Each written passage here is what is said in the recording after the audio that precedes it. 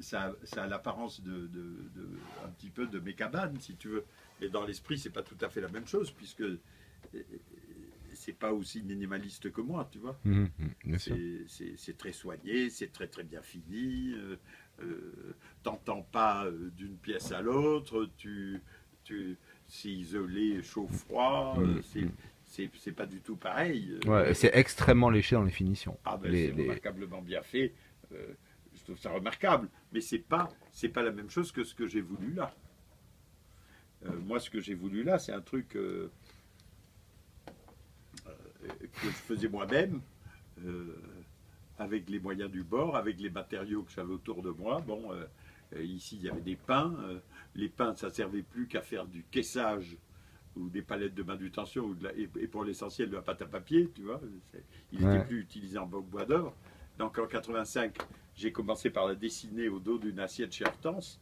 Et puis ensuite, j'ai fait les plans. J'ai vu les mecs d'ici ne voulaient pas me la faire. Des mecs que je connaissais, ils pensaient que c'était une régression de faire une cabane comme ça. Ça leur Ah faisait ouais? honte. Ah Ça ouais? leur faisait honte. Surtout qu'en 85, ici, c'était pas du tout le genre de choses qu'on construisait, tu vois.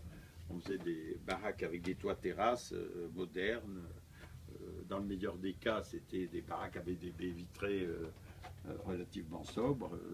Dans le pire des cas, ben, vous avez qu'à voir ce qu'il y a sur la presqu'île et qu'on est en train de démolir. Voilà. Donc, Ça, c'est terrible. c'est pas. Quand j'ai fait ça, ça allait choquer.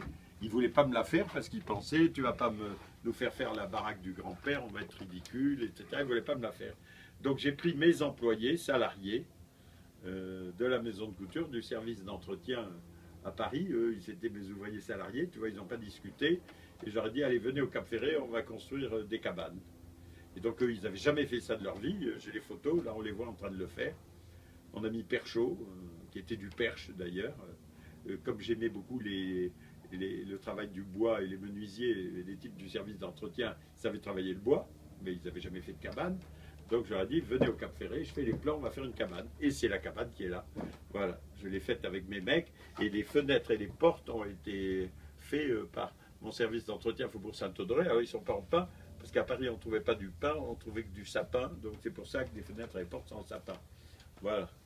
Donc tu vois, c'était par réaction contre ce qui se faisait que j'ai fait des choses très simples, qui étaient comme les cabanes que j'avais connues enfant. Voilà. Ah, donc, et notre mère euh, qui avait voulu qu'on soit ici au Ferré plutôt que dans les villas au Pilat après la guerre, parce qu'elle avait été marquée un peu par toute la misère qu'elle avait vue pendant la guerre. Elle voulait qu'on ne soit pas dans les belles villas, machin, etc. Elle voulait qu'on soit dans les cabanes des marins de mon grand-père qui était ici à la Pointe. C'est comme ça qu'on est là.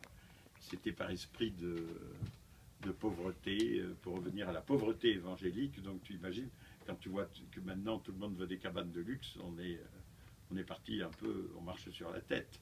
Puisque ici, c'était au contraire l'esprit de pauvreté qui nous a conduits là, et avec les pompes à bras, pas d'eau courante, pas de machin, voilà. Donc c'est un retour à ça. Je ne sais pas comment on peut appeler ça, l'arte povere. Hein, Mhm, hein, ah, mhm. Je comprends bien. oui. Et ok.